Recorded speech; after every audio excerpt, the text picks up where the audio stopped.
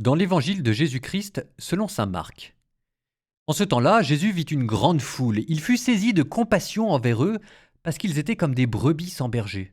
Alors il se mit à les enseigner longuement. Déjà l'heure était avancée.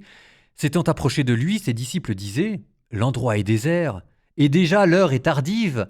Renvoie-les, qu'ils aillent dans les campagnes et les villages des environs s'acheter de quoi manger. » Il leur répondit : « Donnez-leur vous-même à manger. » Ils répliquent : « Irons-nous dépenser le salaire de 200 journées pour acheter des pains et leur donner à manger ?»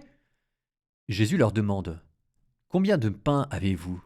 Allez voir. » S'étant informés, ils lui disent : « 5 et 2 poissons. » Il leur ordonna de les faire tous asseoir par groupes sur l'herbe verte. Ils se disposèrent par carrés de 100 et de 50.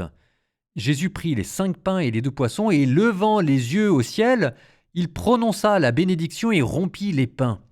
Il les donnait aux disciples pour qu'ils les distribuent à la foule. Il partagea aussi les 2 poissons entre eux tous. Ils mangèrent tous et ils furent rassasiés, et l'on ramassa les morceaux de pain qui restaient, de quoi remplir 12 paniers, ainsi que les restes des poissons. Ceux qui avaient mangé les pains étaient au nombre de 5000.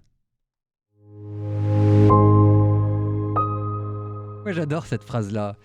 Les disciples sont en panique parce que, voilà quoi, ils ont des milliers de personnes devant eux, ils sont en dehors de toutes les normes de sécurité, et ils commencent à stresser, ils vont voir Jésus, il y a quand même un moment donné, il va falloir que quelqu'un prenne une décision.